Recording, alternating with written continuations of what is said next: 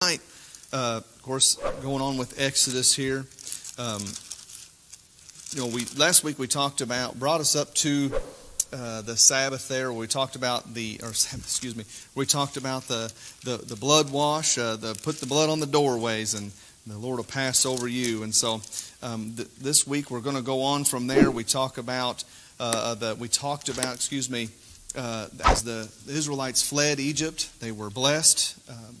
They were given lots of things to take with them, as God had said they would, and they headed out and went across that Red Sea as God parted it for them, and gave them the victory there over the Egyptians as the Pharaoh and his choice chariots were destroyed in the flood of the Red Sea coming back on them. And so this week we're in chapter 13 of the book of Exodus, is where we would begin.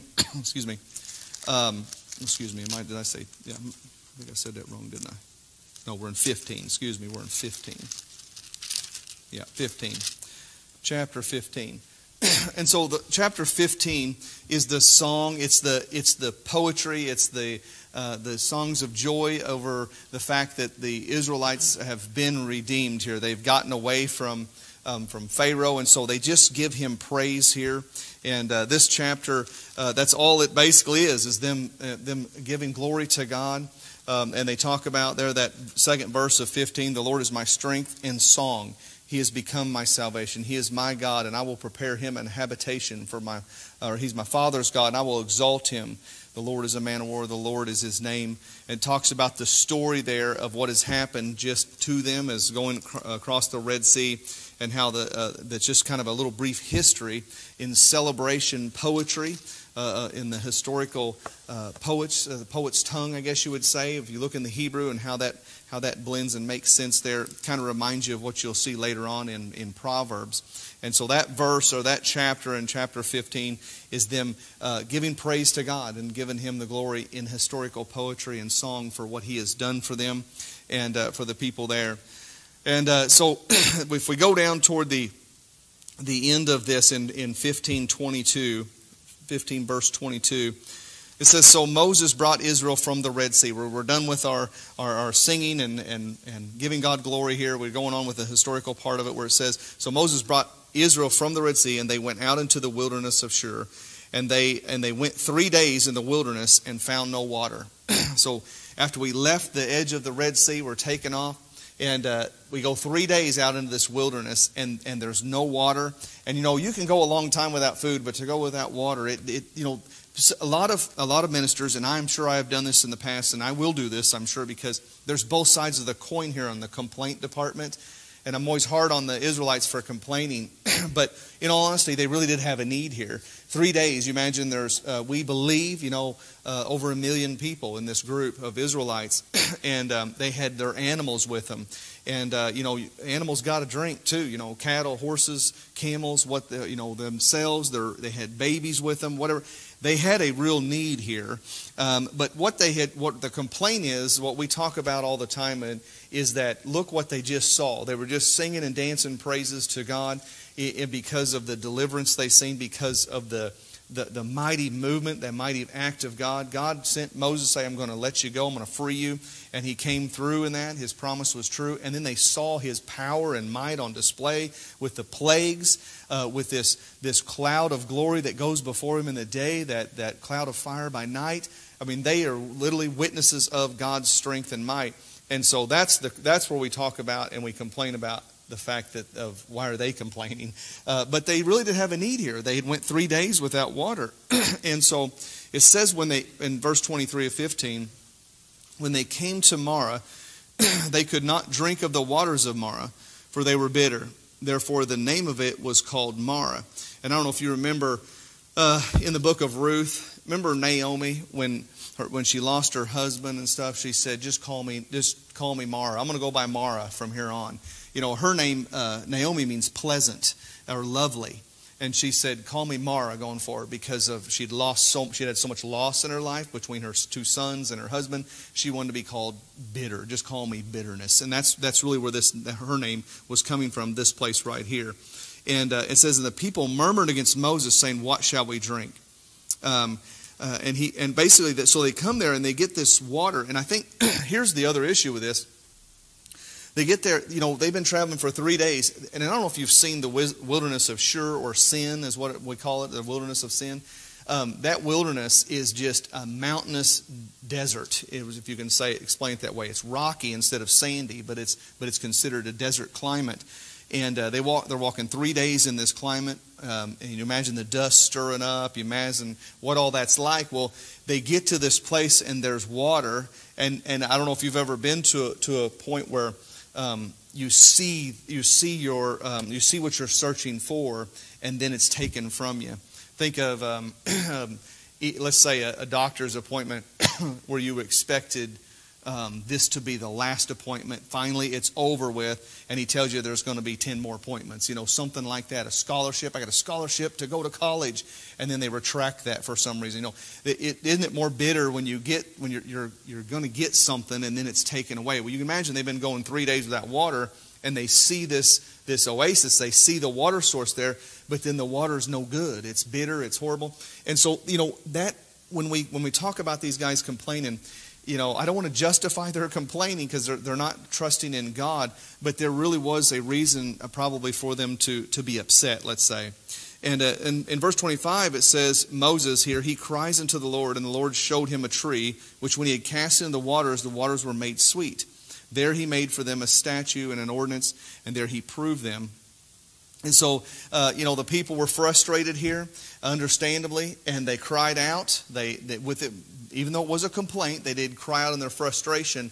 But God doesn't condemn them here. We see, this is what I see here is grace. I see God's grace in this. Because God doesn't condemn them. He isn't hard on them. He just immediately shows Moses this tree to where he can cut off this limb or whatever and throw it in the water, and it makes the water sweet and drinkable. God meets their need there. And God is training. If you think about this, God took a people. He made a promise to Abraham, and then Abraham's family growed until there was 70 that were sent to Egypt, and it grew into a nation. But this is all along the way. This has become, God is training and growing and molding these people into the people that are going to carry the promise into the rest of the world. They're going to be the representatives for the Lord. They're going to show the rest of the world what God expects and what God is asking for, and shows them. They're going to show them God's message, and even God's Son is going to come from these people. So we see God early on here. He's going to have to shape these people, because at this time, really in the land, the biggest dog wins, and the toughest guy is the ruler. Most of the nations were barbaric at this time. And whoever the big dog is, he's the one who rules the roost. And we're going to see how God takes this people and molds them and starts talking to them about how to share and how to care and how to love, and how to show mercy, how to show grace. And so we're going to see God showing these people those same kind of characteristics as we go along here. And He'll also show them that sin is not okay, and He'll reveal those things to them. And right here in the beginning, we see this starting to happen as we go through this desert wilderness where they're going to be for some time. And so they go from there and they go to a place called Elim, where there were 12 wells of water, and there were 70 palm trees there is what that amounts to be. That 10 palm tree, it says 70. There's 70 palm trees and 12 wells at their next stopping off place. So they camped there for a while. But you imagine if there's 1.2 million people, 12 wells is not that much. You figure their livestock with them as well. It's just a stopping off place. It's not a destination. And so they stop at this place for a while, and then we go into chapter 16. They took their journey, in verse there of chapter 16, from Elim, and all the congregation of the children of Israel came into the wilderness of Sin, which is between Elim and Sinai, on the 15th day of the second month after their departing out of the land of Egypt. It says, the whole congregation of the children of Israel, here it is again, number 3, murmured against Moses and Aaron in the wilderness. And the children of Israel said unto them, would to God we have died by the hand of the Lord in the land of Egypt, when we sat by the flesh pots, and when we did eat bread to the full. For you have brought us forth into this wilderness to kill this whole assembly with hunger. And so what they're looking at there, even though they were slaves in Egypt, they were fed regularly. They didn't have to go find their own food, according to what we're seeing. They were fed throughout the day. They had a portion, even though it wasn't much. They were fed. So Food was something they didn't have to worry about. Now suddenly we're in this wilderness, and now we got something to drink, but now we're starving to death. And so what are we going to do here? And so they cry out with a complaint again in their frustration. They cry out to Moses again. It says, did you bring us out here to kill this whole assembly? All of us. Did you come to kill us all with hunger? And Moses then says to the Lord in verse 4, or the Lord says unto Moses, Behold, I will rain bread from heaven for you, and the people shall go out and gather a certain rate every day, that I may prove them whether they will walk in my law or not. And and so he's going to provide that manna for them. And so manna is an interesting thing that we're going to see talked about even up into the New Testament. It's talked about as that spiritual food comparatively in the New Testament. So what is manna? It says in verse 7, in the morning then you shall see the glory of the Lord, for that he heareth your murmurings against the Lord. And what are we that you murmur against? Now here's where the lesson comes in from Moses to the people. He says, you're murmuring, you're complaining, and all the things that you're doing. In verse 8, Moses said here, look at the last part of this. It says, the Lord heareth your murmurings which you murmur against him. And what are we?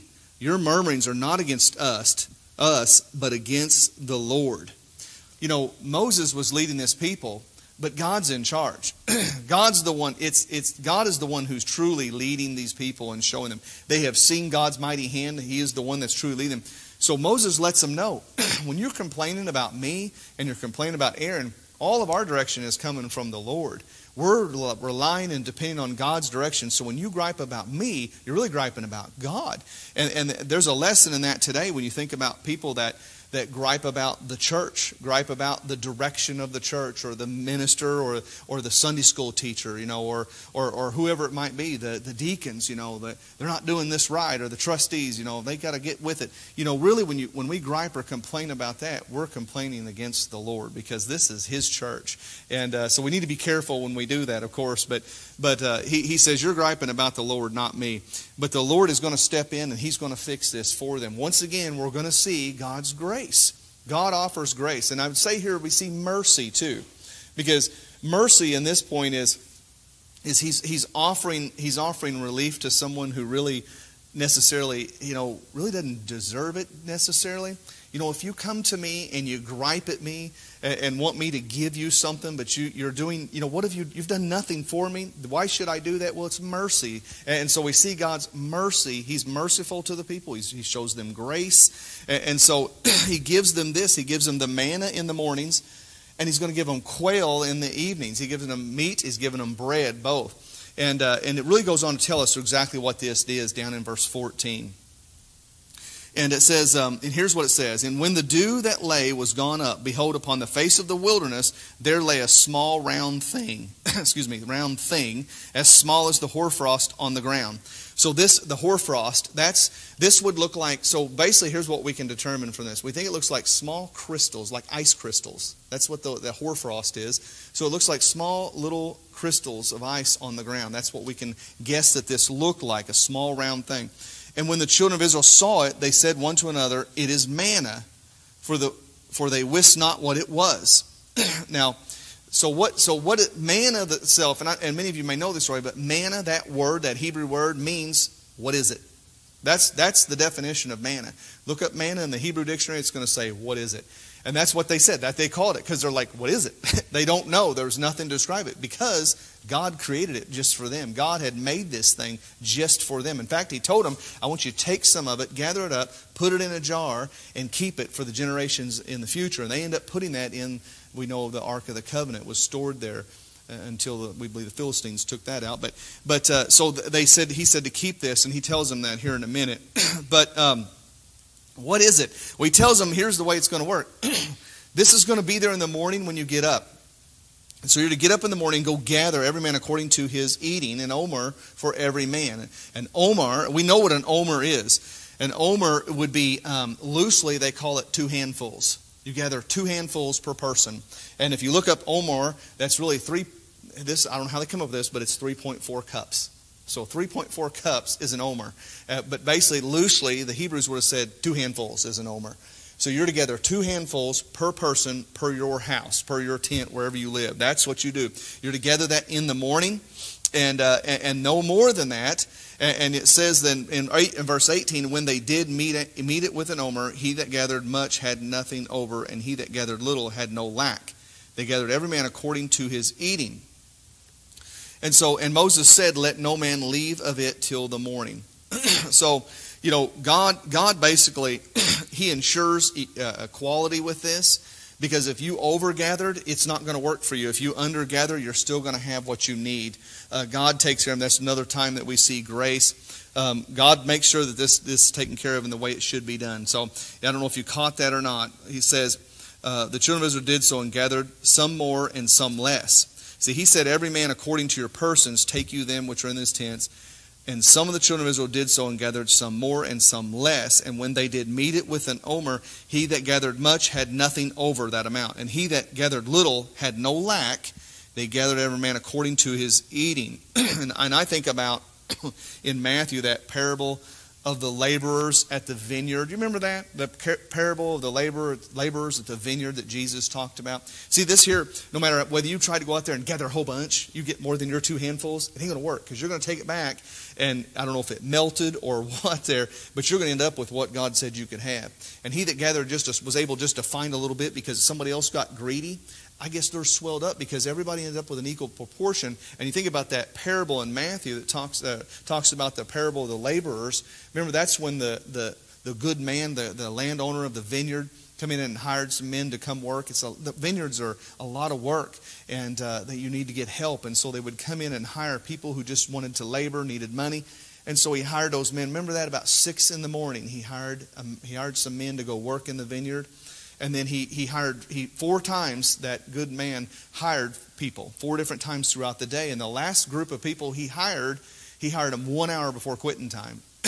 But when it come time to pay, the last people that he had hired, he paid them first, and he gave them a penny, which is basically it equates out to be a Roman soldier's pay for a whole day's worth of work. And so when those guys that worked early in the day, remember, they were like, holy cow, did you see what he just paid him? That guy only worked an hour. But then they found out that he paid them all that penny.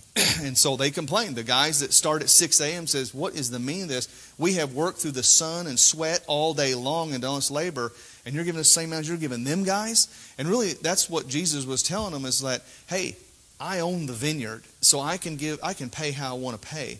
And it really speaks of, when you think about people who give their life to the Lord late in life, even those that we question that say, man, that was right toward the end before he died on the deathbed. He gave his life to Christ. Is he really going to get to heaven too? That ain't fair, is it? But it is fair, because I say we get to enjoy the glory of being a Christian and walking and worshiping God and living a life for Christ all of our life. It's a great thing. But that talks about this. I think that just kind of makes me think about that.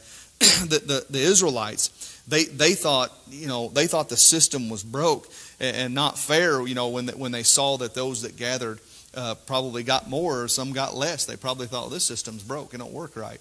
But they soon learned that God had spoke, and God had said, I'm going to take care of you, and here's what you're going to get. You're not going to be greedy about this. We see God molding these people and teaching them lessons that we take for granted.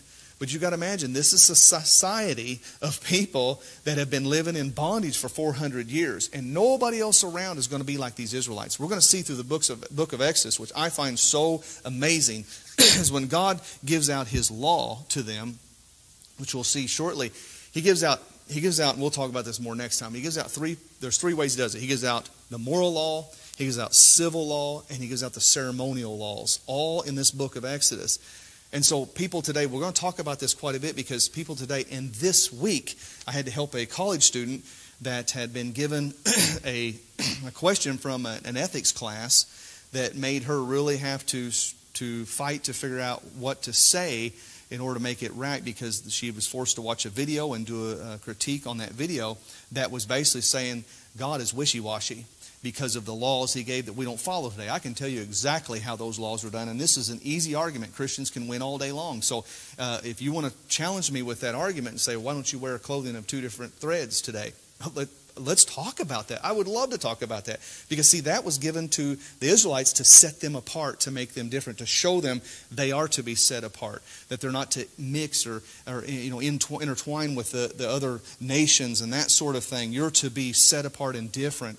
And those were laws that were given at that time for those people. The ceremonial laws were the sacrificial laws, and then also the civil laws was just how to be civil, how to judge one another with justice, how to cut the corners and leave that for the strangers and the widow and the fatherless and that sort of thing. That kind of thing wasn't going on. If you were a stranger traveling through the land and you happened into Canaan, into this Israelite nation, you would have probably been blown away, because you'd said, you want me to come to your house and eat your food tonight? You're going to fix it. They were told to do this. This was a great joy of an Israelite family, to have a stranger stop at their house so that they could cater to them and fix food for them. It was a blessing. Like, they would get plumb giddy over a stranger showing up at their house because they knew it blessed God. And this is so different, so unique. Nobody did this sort of thing. And we're seeing here, God is starting to mold His people. And one of the ways He's doing it is by showing them grace. He shows them mercy. And because, how best can you learn something? You're better off if you've seen it demonstrated to you. If someone shows you, at least me, I've always been like that. You can tell me how to fix the tractor, but I just soon see you do it one time. Then maybe I can figure that out. And that's what God does here through this scripture. And so manna is an awesome thing. What is it? That's what we've got going on here. And he even goes on to say, to talk to him about this thing, this new day we're going to be talking about. It says that, and I want to say that in verse 21, it talks about here, verse 20, notwithstanding they hearken not. See, they didn't pay attention. Now this sounds like a little kid. The Israelites sometimes just sound like a little kid. They're going to try you. Don't touch it. Don't touch it. And they're going to touch it, aren't they? Well, these Israelites, they're trying the rules here. They're trying God's law. He says, notwithstanding, they hearken not unto Moses, but some of them left of it until the morning. They tried to gather more and leave it on the shelf. God said, I'm providing you for today. Here's your manna. Here's your food today. Get it. Work it up. Make bread out of it. You eat it. Enjoy it. I'm going to provide for you today. And guess what? Trust me, because I'm going to provide for you tomorrow too. But some people, you just got to try it. So they put a little in a jar and set it up on the shelf. Said, now tomorrow I'll take the day off. I don't have to go out and gather my manna in the morning. Well, what did they find? That God had told them what to do. It said it bred worms and it stank. And Moses was not happy with them. It says, so they gathered in every morning, every man according to his eating. And when the sun waxed hot, it melted. So you know what else you need to do? Get up and get at it. He's teaching them right now. I think God likes men and women to get up and work and do something. We were to be about the Lord's business. We're to be about labor. In the garden, we were to work and care and tender the Garden of Eden right from the start. And God here says, hey, every morning that manna is going to be out there for you.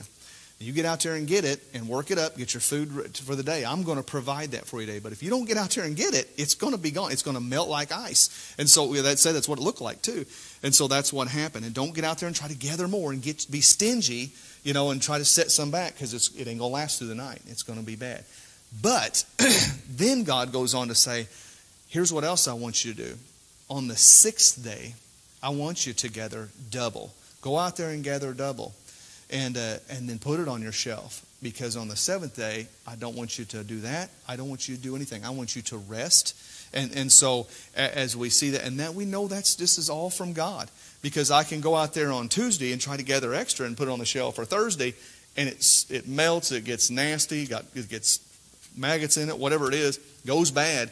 But why is it every day that on the 6th day I can gather double the portion? Because God's going to provide that double portion. It'll be there, and I can put it on the shelf, and it'll be there for me tomorrow. And so we put manna in the crock pot on Saturday night, and we can eat on Sunday. That's what's going on here, and it's so neat because God is going to give them this special day. And this really in verse, is it 23? Yeah, verse 23. That's when it talks about the Sabbath there. That's the first time that word is ever used in the Bible. It says, and he said unto them that this is that which the Lord has said. Tomorrow is the rest of the holy Sabbath unto the Lord. Bake that which ye will bake today, and seethe that ye will seethe, and that which remaineth over lay up for you to be kept until the morning.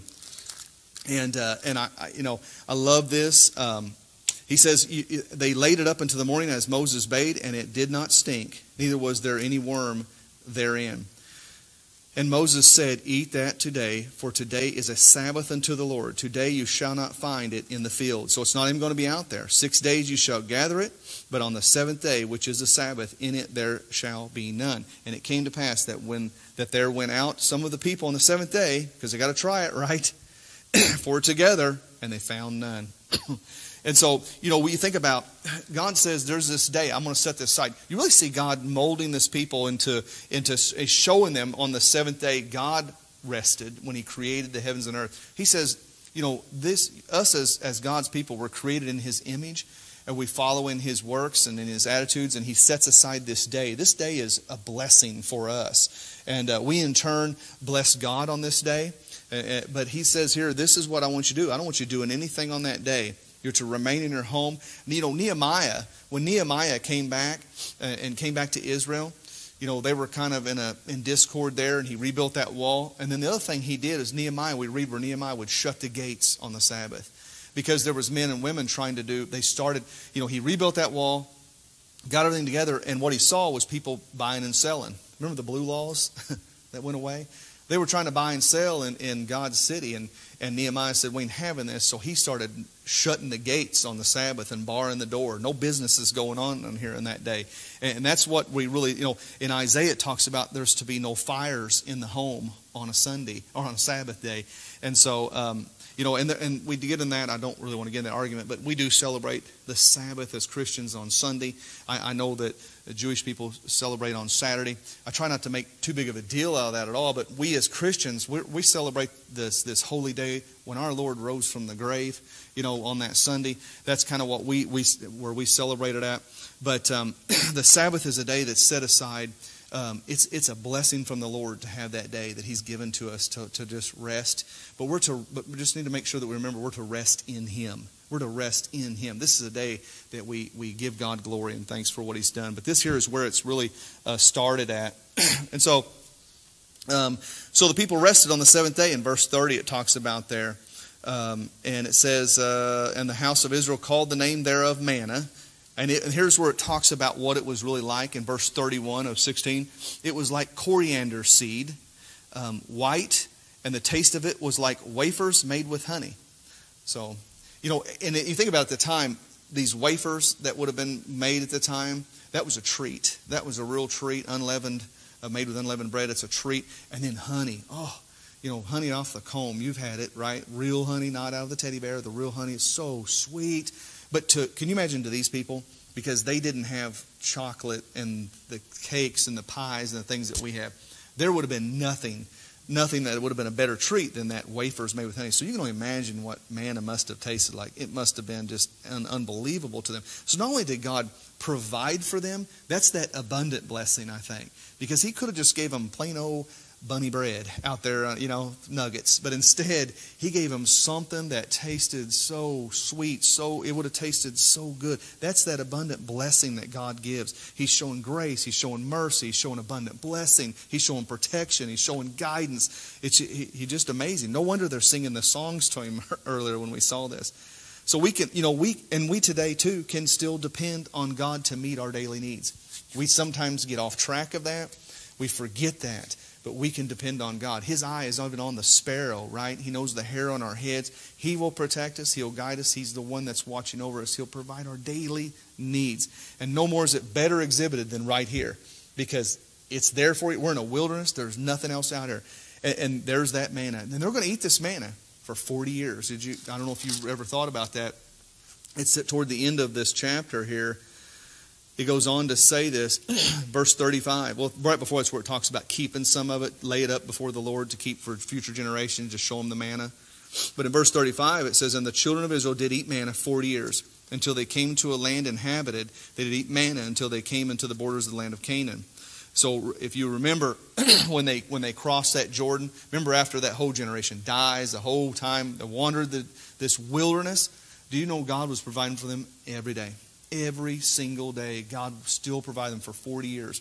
Even those that despised Him, even those that didn't trust Him and said, we can't take that land, we look like grasshoppers compared to them, we'll never be able to do it. Even though God's been providing for them, protecting them, watching over them for all this time, they get there and say, we can't do it. And that, of course, is what caused them to wander the desert for 40 years. But even those people, God still continued to provide for them for 40 years.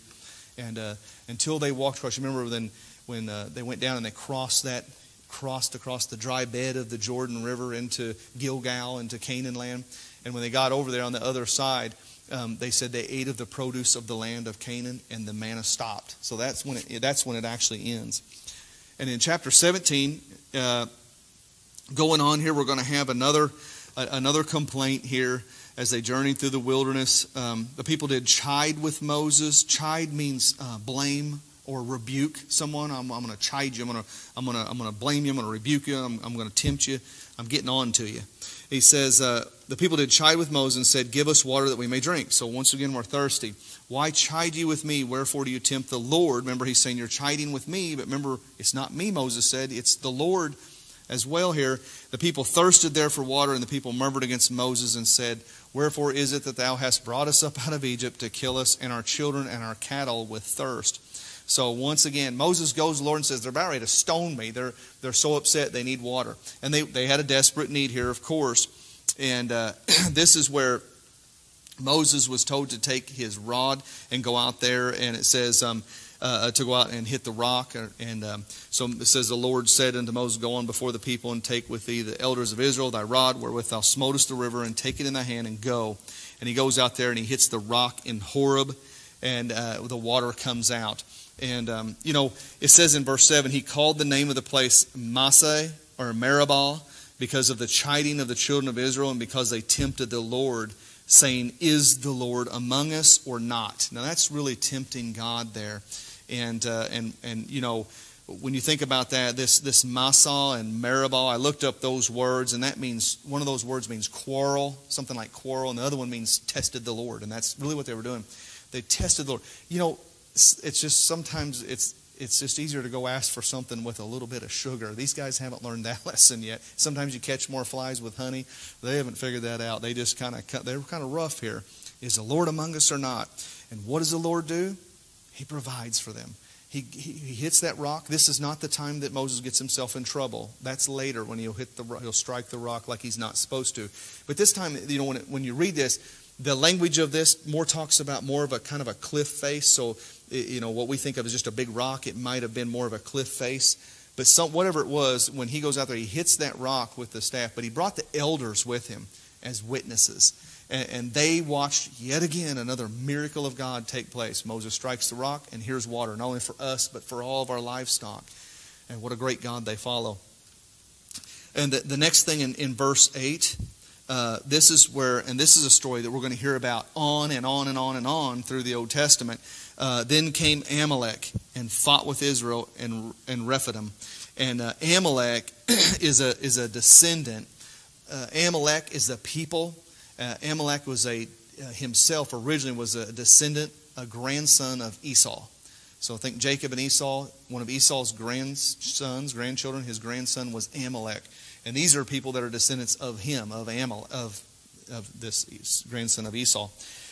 And they don't do a good thing here. What happens is they come up and they attack. So here's this train of a million or more people, of Israelites, just come out of bondage. They don't have weapons, or they don't have what I would think would be many weapons. They're not trained warriors. Most of what we think of the people that were the Amalekites were nomadic. They would have been a nomadic warrior tribe, is what most believe, and they traveled around and they were kind of terrorists. They did this kind of thing. Most of them would have been from the Arabian Peninsula, but they come up and they fight with the Israelites, and we can read over in Deuteronomy about the 25th chapter. It talks about it there. Deuteronomy is Deutero. It's the second telling of the law.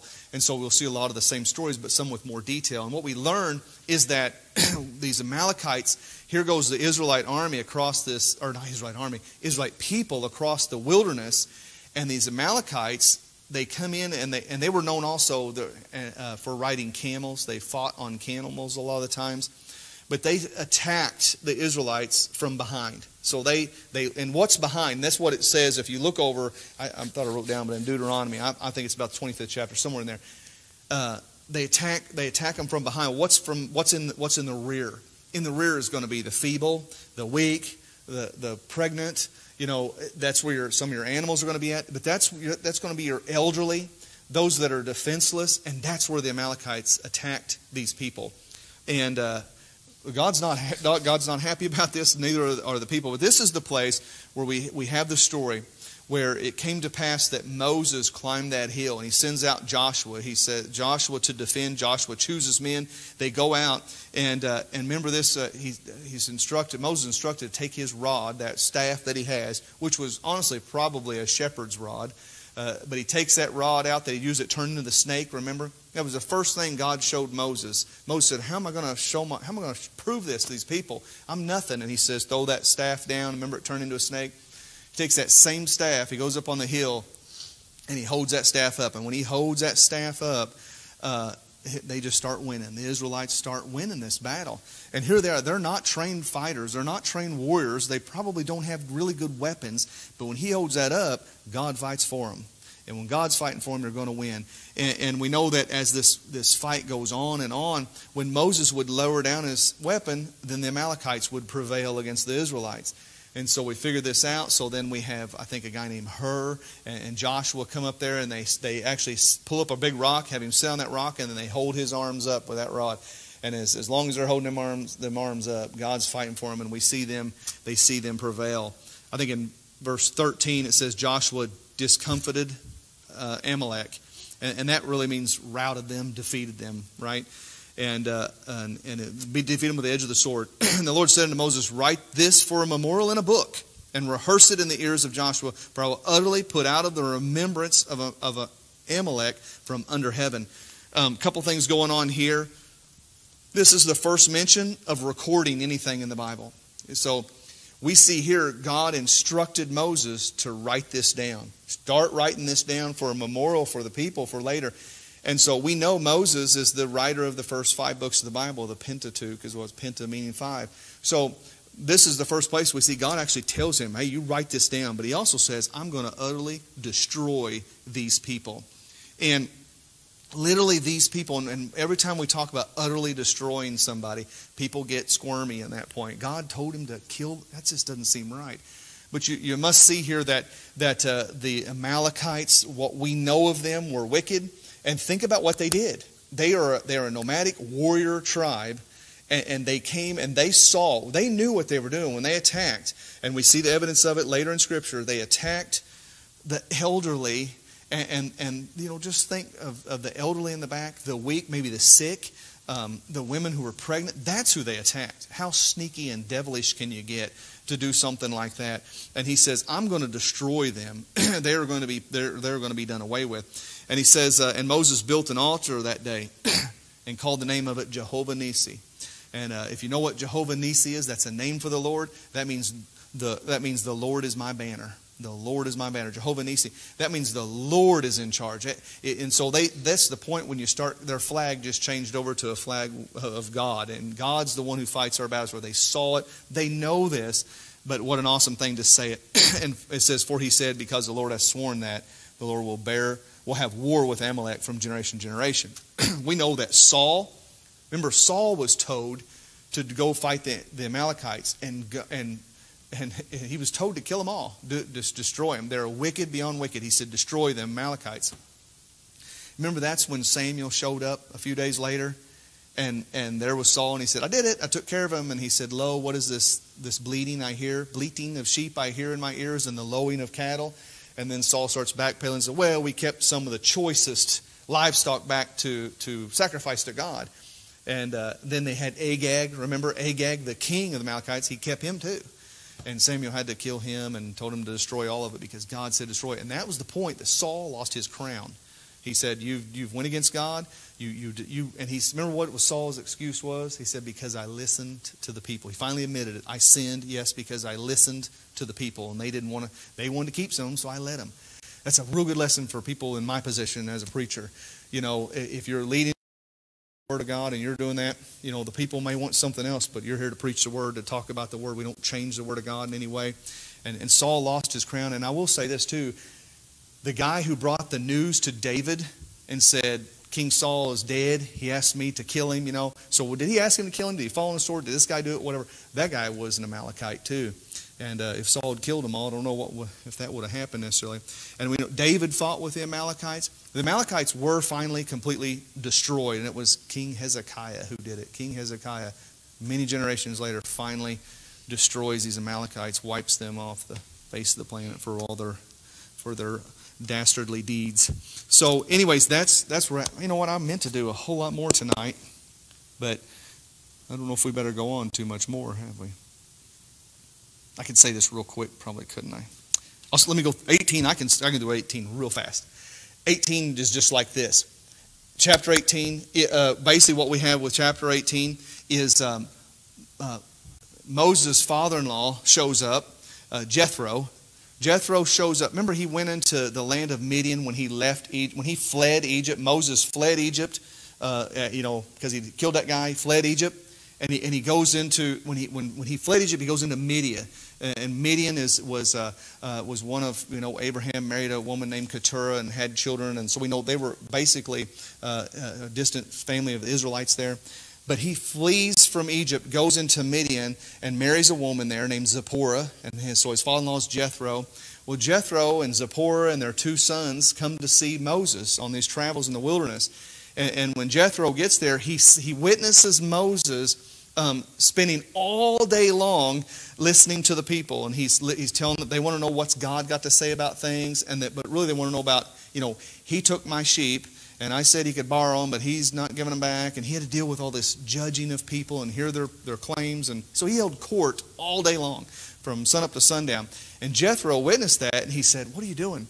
And so Jethro tells him, he says, basically, he says here in verse 18, he said, this thing is too heavy for thee. Thou art able to perform it thyself alone.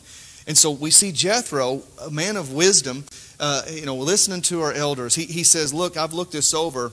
And he said, here's what I think you need to do. He said, why don't you find able men? He says, find able men in verse 21, such as fear God, men that are of truth, that hate covetousness, and then good men that love the Lord, that are sound in truth. And he said, take those men and place them over groups of people to be the judges. What we see here is Jethro is the father of the modern day judicial system. I'm telling you, the judicial system that we use in the United States of America to this day, Jethro started it right here. This is the guy who started. He's the true father of our modern day judicial system. First time we ever see this.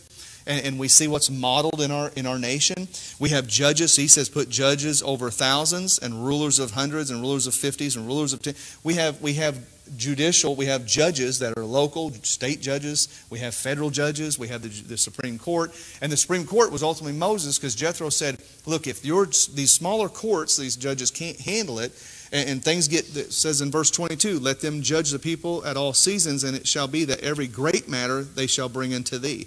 So if they see it, these are good, honest, pure men, these judges. And if they say, you know what, we better take this to Moses, then let that come. And so that gave Moses, that says, they shall bear the burden with thee.